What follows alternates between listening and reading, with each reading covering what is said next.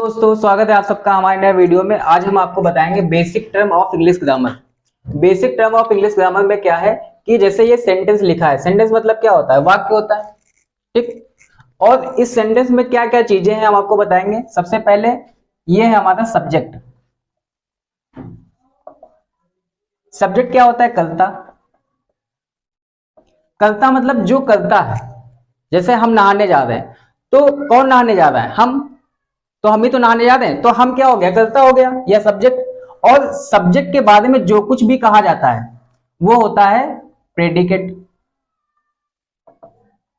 Predicate का मतलब क्या होता है, विधेय। और हम कर्ता को उद्देश्य भी कह सकते हैं। तो अब यहां पे समझना क्या है कि जो कुछ भी हम सब्जेक्ट के बारे में कह रहे हैं या कर्ता के बारे में कह रहे हैं वो हमारा क्या है, प्रेडिकेट। और प्रेडिकेट जो भी किसके लिए कर रहा है, वो सब्जेक्ट के लिए ही कर रहा है। बात समझ में आ रही है। अब आता है जैसे सेंटेंस है ही गोज टू स्कूल। अब इसमें हमारा एक चीज टर्म आते हैं, कुछ टर्म आता है जैसे वर्ब और एक आता है ऑब्जेक्ट। अब वर्ब क्या है, गोज। ऑब्जेक्ट क्या है, स्कूल। तो वर्ब मतलब होता है क्रिया। क्रिया का मतलब क्या होता है, नाम से पता चल रहा होगा जो की जाती है। हम कुछ भी कर रहे हैं वो क्या होता है, क्रिया। यानी कि हम कर रहे हैं, जैसे नहा रहे हैं, खा रहे, गा रहे, पढ़ रहे हैं, रो रहे हैं, है ना। तो ये क्या है, क्रिया। अब ऑब्जेक्ट क्या होता है, जिससे किया जाता है। भाई हम जो कर रहे हैं वो किसके लिए, जैसे हम यहाँ पे जा रहे हैं, कहाँ जा रहे हैं, स्कूल। तो ऑब्जेक्ट क्या है, कर्म। कर्म मतलब जिसे किया जाता है। कर्म मतलब जिसे किया जाता है। यहाँ पे जा रहे हैं, क्रिया कर रहे हैं, लेकिन किसके लिए कर रहे हैं, कहाँ जा रहे हैं, स्कूल। ये दोनों चीजें समझ में आई, वर्ब और ऑब्जेक्ट। नाउन मतलब क्या होता है, संज्ञा। अब एक चीज हमेशा ध्यान रखना आप लोग, चाहे इंग्लिश ग्रामर हो या हिंदी व्याकरण हो, दोनों एक ही चीज है, कोई अंतर नहीं है दोनों में।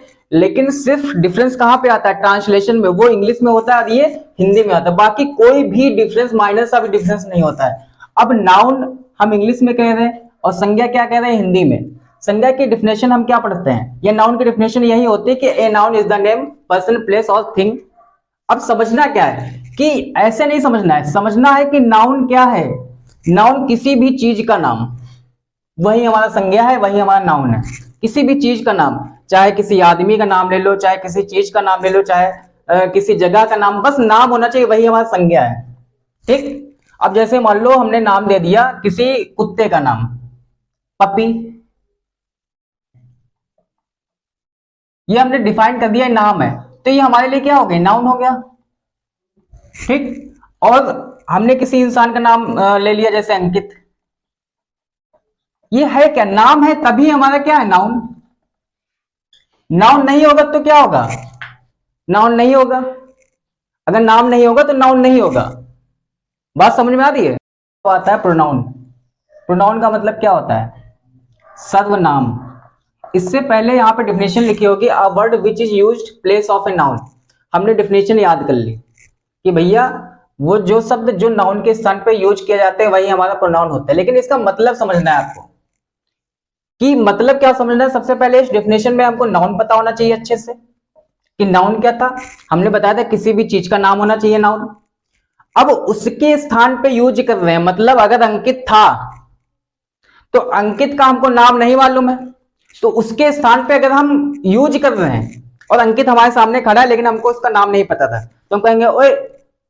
तो ओए जो हमने कहा वो क्या है, सर्वनाम, ठीक। या हम कहते हैं ये, हमने इसका नाम नहीं लिया तो ये कह दिया, ये हमने किसके स्थान पे यूज किया होगा, किसी का नाम होगा, पर हमें नाम नहीं पता, नाम की जगह पे हमने कुछ यूज किया, तो ये क्या हो गया, सर्वनाम हो गया, प्रोनाउन हो गया।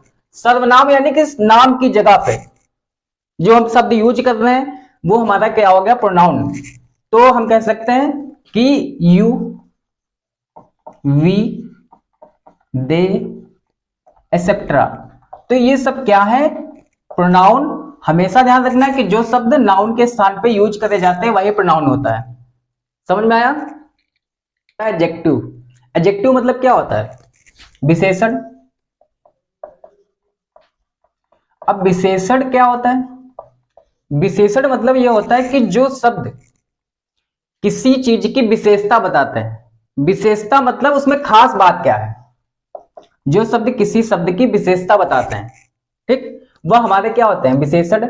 और विशेषण ही हमने, अब एक चीज ध्यान रखना कि ये ना समझना कि एडजेक्टिव को हम एडजेक्टिव की इंग्लिश में डेफिनेशन क्यों नहीं दे रहे हैं। हमने पहले भी बताया कि जो इंग्लिश ग्रामर है वही हमारे हिंदी व्याकरण है।